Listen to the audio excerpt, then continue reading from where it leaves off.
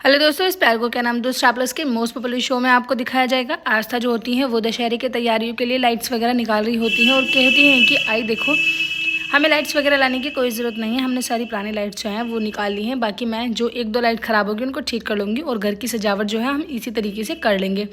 सोजल जो होती हैं वो कहती हैं कि हाँ आस्था, हम ना बहुत अच्छे तरीके से धूमधाम से तैयारियां करेंगे। उधर वरद जो होते हैं वो अपने घर वापस आ जाते हैं। मानसी को अलग करके कहते हैं कि मानसी से तुम सिंगापुर चली जाओ, क्योंकि वो आस्था की बात से सहमत होते हैं कि वो नहीं चाहते उनकी छोटी सी बच्ची उनसे अलग हो।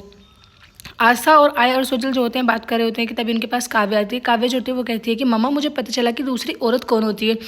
दूसरी औरत वही होती है ना कि जो जिनके पापा दूसरी मम्मी को लेके आ जाते हैं, उनको स्टेप मदर बोलते हैं ना। वरद ये बात सुनकर बहुत ज़्यादा टूट जाते हैं और तभी वो आवाज़ लगाते हैं काव्य को, कहते हैं कि काव्य ये सब बातें आप कहाँ से सीख रहे हो बेटा, दूसरी मम्मा कुछ नहीं होती है, मैं तुम और तुम्हारी सोजल मम्मा ही हम तो है, हमारी फैमिली है। इतना कहने के बाद वो हंस हंस के बात कर रहे होते हैं, अपनी काव्य से प्रॉमिस करते हैं, कहते हैं कि वो उनकी ज़िंदगी से कभी और उनकी मम्मा की ज़िंदगी से कभी नहीं जाएंगे और ना ही वो कभी उनकी मम्मा की आंखों में आंसू आने देंगी।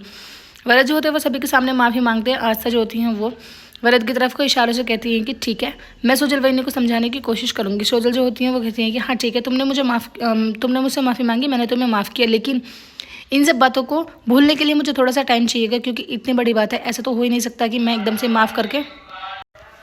सोजल जो होती है वो वरद को सबके सामने माफ़ कर देती हैं। इस बात से आस्था जो होती है बहुत ज़्यादा खुश होती है, लेकिन आई की आंखों में आंसू आ रहे होते हैं। उनसे वरद की ये हालत नहीं देखी जाती है कि वरद इतने इमोशनल होके सभी से माफ़ी मांग रहे होते हैं। उधर सोजल जो होती है वो आस्था से कहती है कि आस्था ये सब कुछ तुम्हारी वजह से पॉसिबल हुआ है, क्योंकि मैंने तुम्हारी और वरद की दोनों की बातें सुनी थी कि जब तुम उन्हें समझा रही थी कि उनके लिए काव्य कितनी ज़रूरी है। तभी आस्था जो होती है वो कहती है कि इसमें मेरी कोई मतलब वो नहीं है, वो तो सिर्फ आपका प्यार है जो वरद दादा को यहाँ पर खींच के लेके आ गया। उधर वरद जो होते हैं वो अपने कमरे में सोच रहे होते हैं, सभी फ़ोटोज़ वगैरह को डिलीट कर रहे होते हैं अपने फ़ोन से। कहते हैं कि मानसी, मैं अपनी बेटी को चाहकर भी नहीं मतलब भुला सकता, क्योंकि मैं नहीं चाहता कि हमारी बेटी की ज़िंदगी में कोई ऐसी छाप पड़े। कि तभी वहाँ पर श्लोक आ जाते हैं। श्लोक जो होते हैं वो आगे उन्हें बताते हैं, कहते हैं कि मुझे पता चला कि तुमने मानसी को छोड़कर सोजल वहीनी को अपना लिया, ये तुमने बहुत अच्छा किया। दोनों के पीछे बातें हो रही होती हैं कि तभी वरद जो होते हैं वो कहते हैं कि मुझे तो तेरे बारे में श्लोक का भी आस्था का भी पता है कि तूने आस्था की कितनी हेल्प की। वो कहते हैं कि नहीं, मैंने ऐसी कोई हेल्प नहीं की, मैंने सिर्फ उसके पेपर्स ही दिए थे।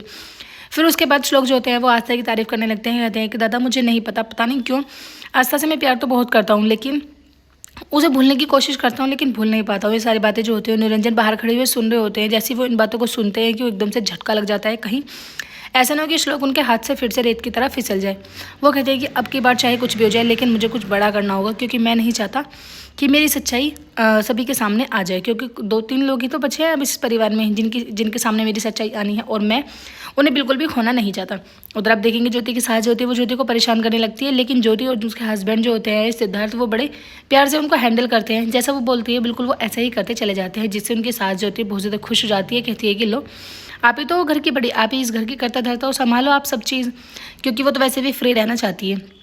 उधर आप देखेंगे अंजलि जो होती है वो सारे घर में दीपक वगैरह लगा रही होती हैं कि तभी वहाँ पर निरंजन आ जाते हैं। निरंजन को वो एक पत्ते देती हैं और फिर मुबारकबाद देती हैं। कहती हैं कि आने वाले दशहरे की बहुत बहुत मुबारकबाद।